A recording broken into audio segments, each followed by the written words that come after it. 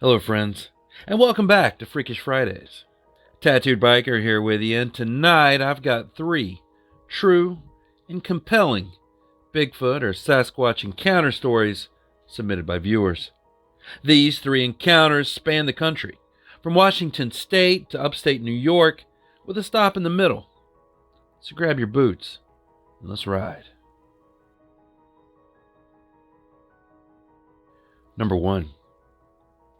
Dear TB, this was back in 2013. I just started driving a truck. I had just got my truck after being trained and everything. I drove from Milwaukee, Wisconsin to Cherokee, Alabama.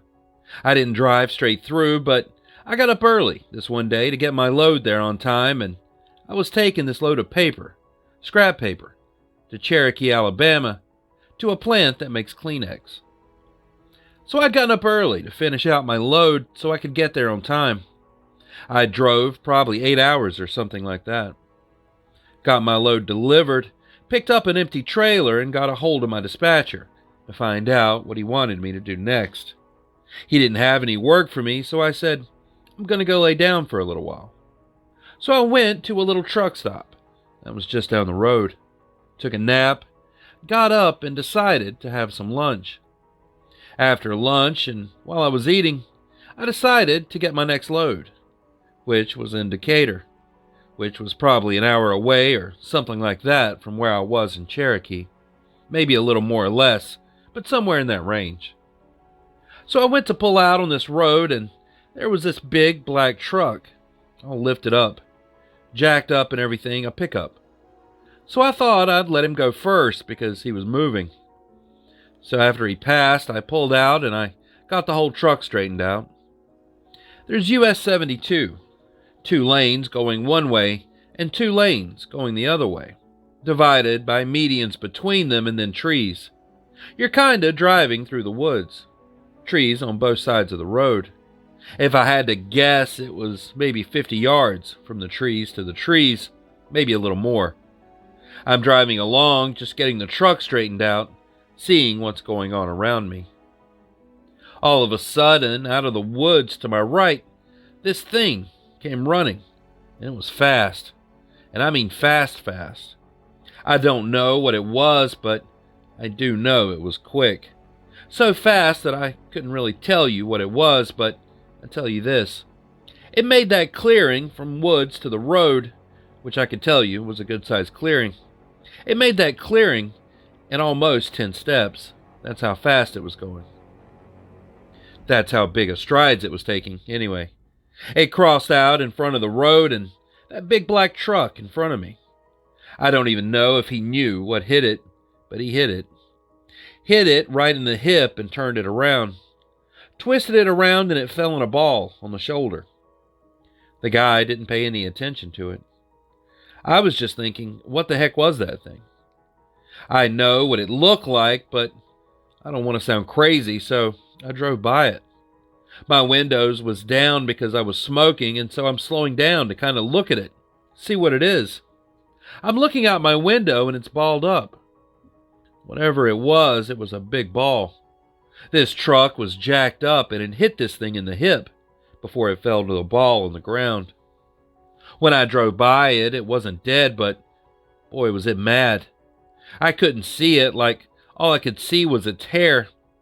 Couldn't see it, but you could hear it making grunts like it was really pissed off. And I was like, I think I just saw Bigfoot. Again, I don't know what it was, but I swear to God, that's what it looked like. After I got to a stop, I was tired and I lay down and slept for 3 hours. I had lunch, but it was like I just woke up. I had lunch before I left, so I wasn't crazy. This thing, it wasn't like big enormous, like 7 or 8 feet tall, like how when you think about Bigfoot being. He was probably 6 feet tall or whatever. He wasn't like enormously large, but still very big. You could see when I drove by it was loaded with muscle underneath all that hair. I got my load and drove for a little while. Got parked for the night and called my wife and told her about it. The family were all in amazement, and my mother said, "Why didn't you go back and take a picture of it?" Because I didn't know what it was, a bear, if it was a Bigfoot. I just didn't know. All I did know was that it was mad and I wasn't going to figure out what it was in case it decided to rip me in half. I got home that weekend and we had a big party because my sister-in-law had just graduated from nursing school. So we all went out to dinner, me, my brother, my family, and her family and everything. We're kind of close with her family. So I told her dad about it, and he said that it was a bear. I've never seen a bear other than like at the zoo or on TV, so maybe it was a bear. But when I think of a bear, I don't think of a bear as running on its hind legs. When a bear gets up on its hind legs, it's more for an intimidation style thing. I see him taking a couple of steps, but I can't see them full out sprinting. And I always think of a bear's hind legs, at least in my head, as being little stubby kind of legs. This thing was fast, and it had big, huge, like normal people's legs, but it also had long arms, and it took a stride in like 10 steps before it crossed the road, and then crossed the road in like only 2. Well, that's my story of Bigfoot. Like I said, I still don't know if it was a Bigfoot. I don't know what it was, but all I know is it freaked me out. When I told my wife about it that night after I parked, she looked it up, and there have been all kinds of Bigfoot sightings around Decatur, Alabama. So maybe it really was a Bigfoot. I don't know, but I thought it would be a cool story to share with you. That I'm pretty sure I saw Bigfoot. That's all I know. Thanks for reading. Signed, Sonny. Number 2. Dear TB, on or about mid-November 2012, I had a very unusual experience that at first kept me very mixed up, but it has always stayed in my mind until I started doing research. It was about 3 a.m. in the morning. I woke up to go outside and have a smoke. The area of the town of Bath, New York is semi-rugged with hundreds of huge foothills. There is a vast amount of forests, lakes, ponds, wildlife, and several state parks. Much of the land is posted no hunting. The hills are super steep, so climbing or even hiking is difficult. We rented the full basement apartment of a home. Our entryway was at the back of the home, semi-underground. There was a deck over our entryway. I'm an ex-Army intel specialist, tasked veteran who served in Central America and the Middle East. I'm telling you this because I'm a trained observer and I weigh out everything I see. I'm super aware of my surroundings. That morning, I went outside and lit up a cigarette. It was dark that night and cool. Deer would constantly wander through, and many times I would try not to spook them. As I lit up my smoke, some movement caught my attention about 140 yards directly in front of me. To the east, a cinnamon brownish-colored figure was pacing back and forth, over and over. On each side of this clear cut, there are a couple of homes. This thing was at the far end of the next tree line, just pacing back and forth, moving towards the last home and then back again, moving approximately north to south and then back the other way. It was moving erratically, pacing like it was confused or undecided if it wanted to get closer to the home. As I looked, at first I thought it was a drunk person, but in all the years I've lived there, I've never seen anyone out there. As I watched, what really caught my attention was it looked like it was floating across the ground, as if there was no head bob at all. The ground rose between myself and this entity and went back down on its side, so I couldn't see its lower legs well. It kept on pacing back and forth for about 3 minutes in that position. I was under the deck and in the shadows.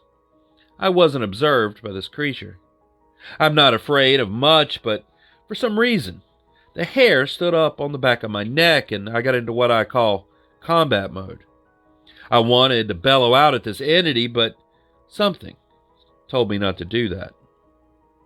After about 3 to 4 minutes of this pacing, I turned my head for a second, and it was just gone.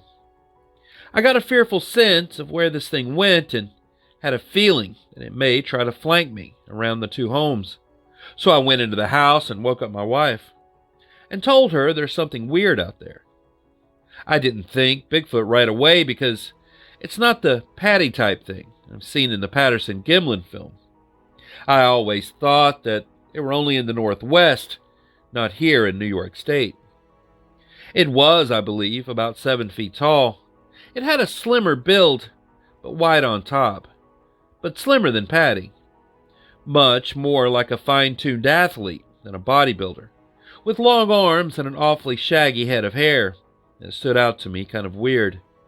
The only reason I saw it was because there was a light on in that area near the home that lit up some of the yard.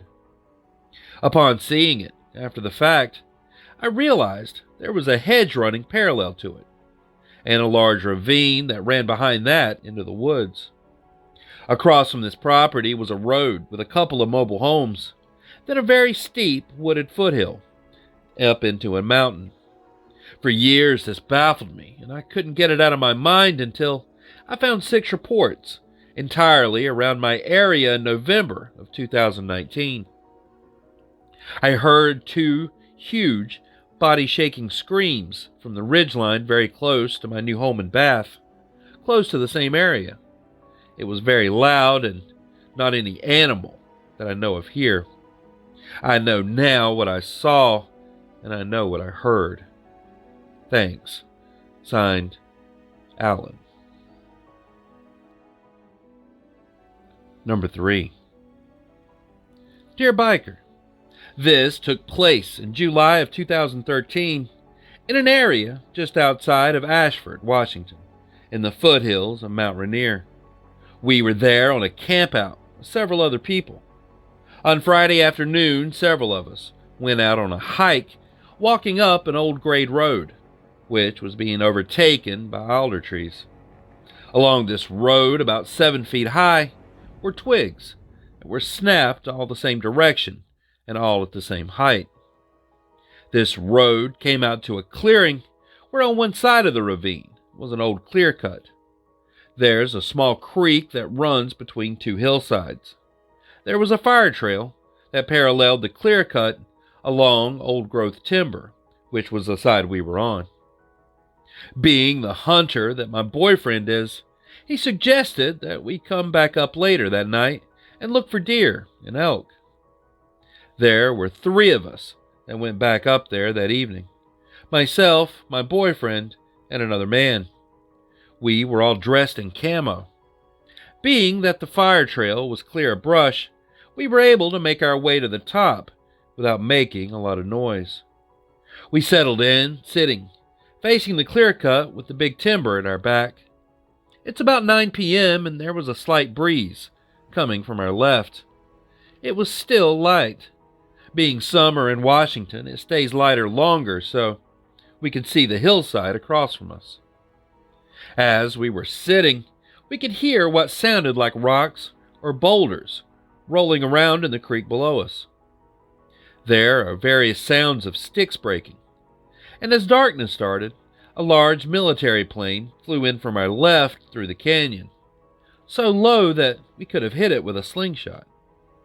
If this had anything to do with what was about to take place, I don't know.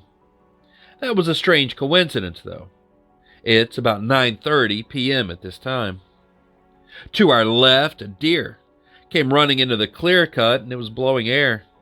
We were downwind from it. By now it was close to dark, so we were unable to see the deer, but we could hear it moving across the clear cut in front of us, on a straight line which would be approximately 125 yards away. As it was moving, it was continuously blowing. While we were watching and listening, we could hear sticks breaking to the left and to the right of us.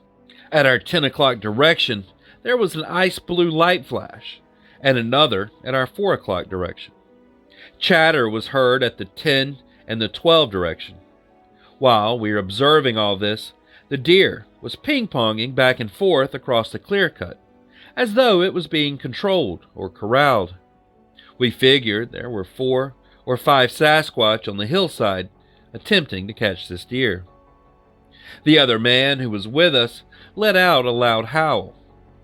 Immediately following his howl was a response from the clear cut in the 4 o'clock direction, with a loud return howl and crashing through the brush. Then, about 40 yards below us, along the creek, were 3 very loud, heavy stomps. And coming up the game trail about 20 yards from us was a large, dark figure that seemed to almost be gliding. There was no sound at all, and it moved very fast to our right. After this, everything went quiet in the clear cut, and the deer ran off over the other side of the hill. We had this feeling that we had messed something up. We decided it was best to leave the area. We then came across 2 large footprints measuring 12.5 inches and the other at 15 inches, which we observed with a flashlight. We went back to our vantage point where we were the night before to discover these tracks were in the area of the chatter and the blue light. The following weekend, my boyfriend, my daughter, and I went back to the camp in the same area. That evening, we hiked up to our vantage point that we sat on the weekend before, looking through our binoculars. Our flagging ribbons were no longer on the trees, and we had the feeling that we were being watched from behind. It created a very uneasy feeling, so we quickly packed up and left the area. Thanks. Signed, Chandra.